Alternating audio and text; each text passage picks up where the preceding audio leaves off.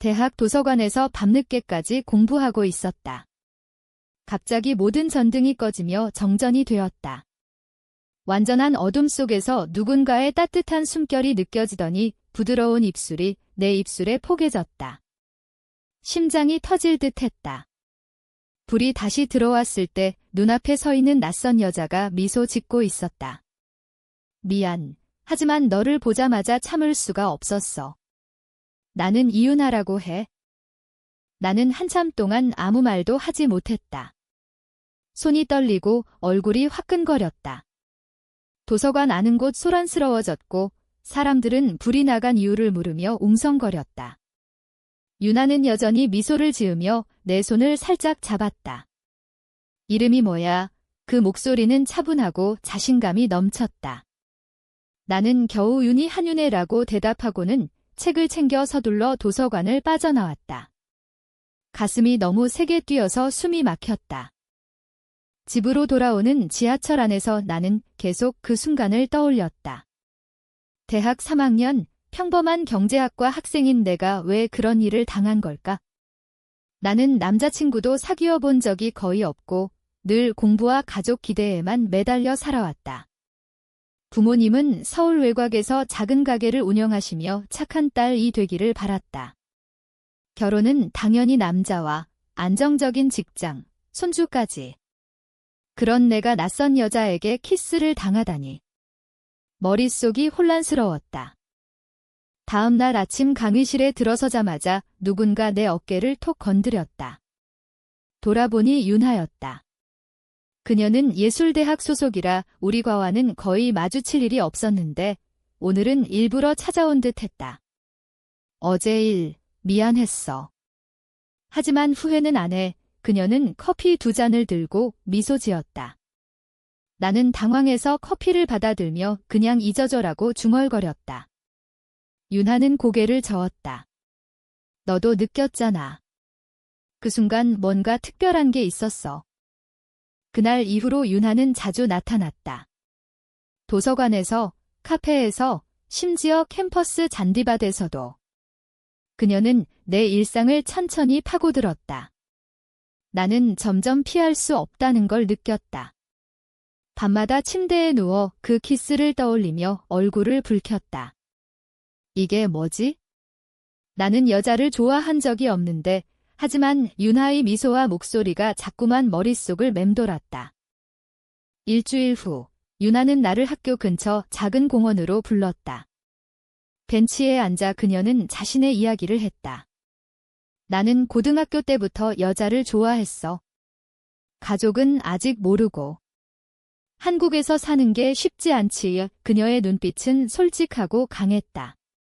나는 아무 말도 하지 못하고 고개만 숙였다. 그날 밤 집에 돌아와 거울을 보니 내 얼굴이 달라 보였다. 뭔가 변하기 시작한 느낌이었다. 윤하와의 만남이 잦아지면서 내 일상이 서서히 흔들렸다. 그녀는 매번 작은 선물을 가져왔다. 예쁜 책갈피, 좋아할 만한 커피, 때로는 손으로 그린 작은 스케치. 너의 눈을 그리고 싶었어 라고 말하며 건네는 그림 속 나는 평소보다 더 부드러워 보였다. 나는 그 선물들을 방 한구석에 숨겼다. 엄마가 보면 이상하게 생각할까 봐. 어느 주말, 윤하는 나를 홍대 근처 작은 갤러리로 데려갔다. 그녀가 좋아하는 작가의 전시회였다. 어두운 공간에서 그림을 보며 우리는 처음으로 긴 대화를 나눴다. 윤희야, 너는 항상 완벽하려고 애쓰는 것 같아. 그런데 진짜 너는 어떤 사람이야? 그 질문에 나는 멈칫했다. 지금까지 누구도 그런 질문을 한 적이 없었다. 나는 부모님 기대대로 착한 딸, 성적 우수한 학생, 미래에 안정적인 직장을 가질 사람으로만 살아왔다. 그날 돌아오는 길에 윤하는 내 손을 잡았다. 나는 놀라서 뿌리치려 했지만 그녀의 손은 따뜻하고 단단했다. 무서워하지 마. 그냥 이렇게 있고 싶을 뿐이야. 우리는 한강 다리 아래를 천천히 걸었다. 바람이 불어오고 불빛이 반짝이는 밤이었다. 나는 처음으로 누군가에게 마음을 열고 이야기했다. 고등학교 때 친구에게 배신당한 일, 부모님이 항상 비교하는 사촌 언니 이야기, 그리고 내가 진짜 원하는 게 무엇인지 아직 모른다는 사실. 유나는 조용히 들어주었다. 나도 비슷했어. 엄마는 내가 예술을 하는 걸 반대했지? 여자가 그런 거 하면서 어떻게 살아라고. 그래서 집을 나와 독립했어. 그녀의 목소리에는 아픔이 묻어 있었지만 포기하지 않은 강인함도 있었다. 그 순간 나는 유나를 단순한 낯선 사람이 아니라 진짜 사람으로 느끼기 시작했다. 학교에서 소문이 돌기 시작했다. 윤희가 예술대 애랑 자주 같이 다닌다는 말에 내 가장 친한 친구 수진이가 먼저 물었다. 너 그 유나랑 뭐야? 이상한 소문이 돌던데 나는 웃으며 그냥 아는 사람지라고 둘러댔지만 수진이의 눈빛이 불편했다. 집에서는 엄마가 요즘 얼굴이 좋아 보인다. 남자친구 생겼니? 라고 물었다. 나는 고개를 저으며 방으로 들어갔다. 거짓말이 점점 늘어나는 게 힘들었다. 유나와의 시간은 점점 소중해졌다. 그녀와 함께 있으면 세상이 조금 더 밝아 보였다. 하지만 동시에 두려움도 커졌다. 이게 사랑이라면 나는 어떻게 해야 하지?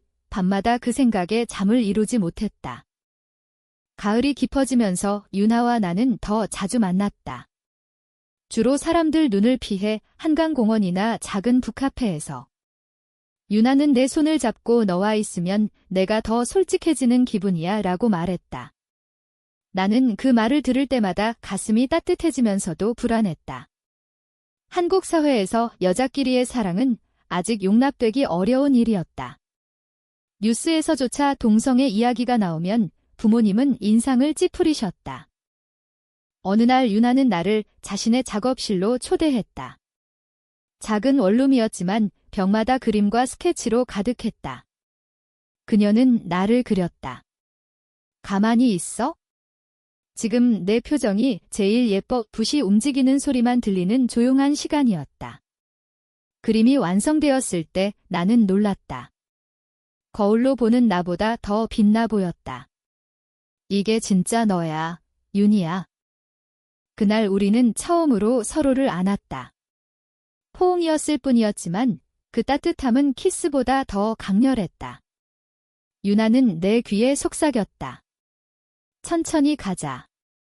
내가 준비될 때까지 나는 고개를 끄덕였지만 마음은 이미 그녀에게 기울어져 있었다.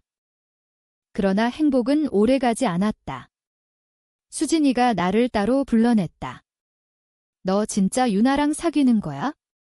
주변에서 이상하게 본다고. 여자끼리 그런 거 좀 그래. 그녀의 말투는 걱정이라기보다는 거리감이 느껴졌다. 나는 그냥 친한 친구야 라고 했지만 수진이는 믿지 않는 눈치였다. 그날 이후 수진이와의 연락이 뜸해졌다. 집에서는 상황이 더 나빠졌다. 아빠가 요즘 과외나 동아리 같은 데 다니냐고 물으셨다. 엄마는 더 직접적이었다. 결혼 정년기인데 남자 만나서 소개팅이라도 해봐. 나는 웃으며 넘겼지만 속으로는 울고 싶었다. 내가 좋아하는 사람이 여자라는 사실을 어떻게 말할 수 있겠는가? 유나는 내 고민을 눈치챘다. 강요하지 않을게. 하지만 숨기면서 사는 건 너를 더 아프게 할 거야. 이 그녀의 말은 맞았다. 나는 점점 지쳐갔다. 학교에서는 시선이 느껴지고 집에서는 거짓말을 해야 했다. 그래도 유나를 만나는 순간만큼은 모든 게 괜찮아 보였다. 그녀의 미소와 포옹이 나를 지탱해 주었다. 겨울이 되자 모든 것이 폭발했다. 먼저 수진이가 카톡으로 긴 메시지를 보냈다.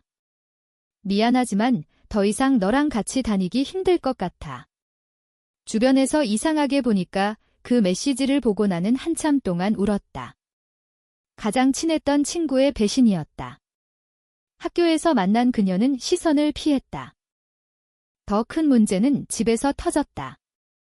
엄마가 우연히 내 방에서 유나가 그린 그림을 발견했다. 이게 뭐야?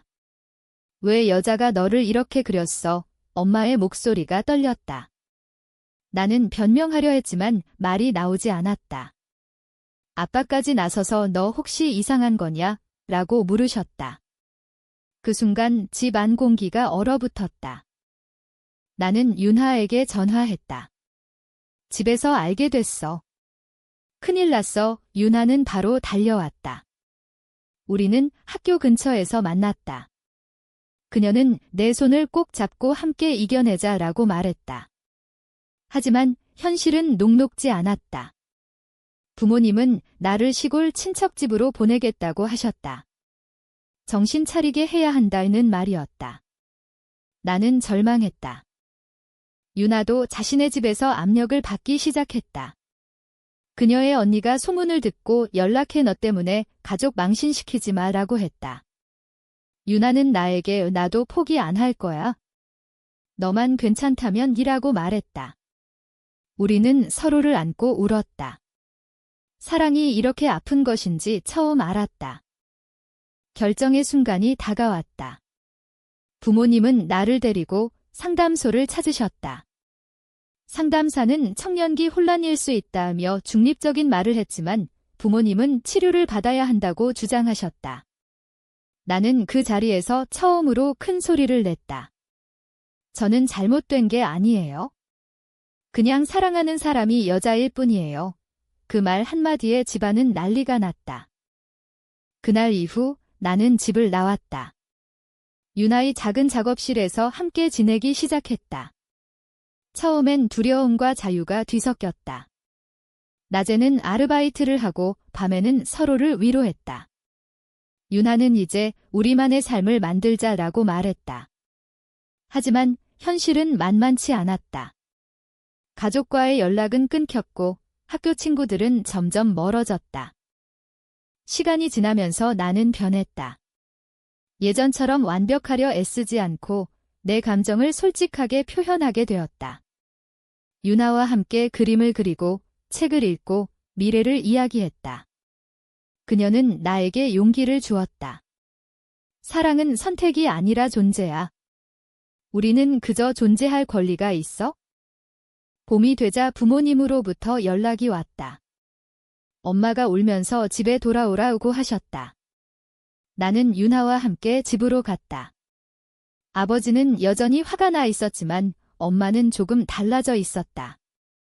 내가 행복하다면 생각해보겠다 이는 말이었다. 완전한 수용은 아니었지만 작은 변화였다. 윤아와 나는 여전히 조심스럽게 사랑한다. 사회의 시선은 여전하고 미래는 불확실하다. 그래도 우리는 포기하지 않는다. 서로의 손을 잡고 한 걸음씩 나아간다. 사랑 앞에서 가족과 사회의 기대를 저버리는 것이 정말 잘못된 선택일까?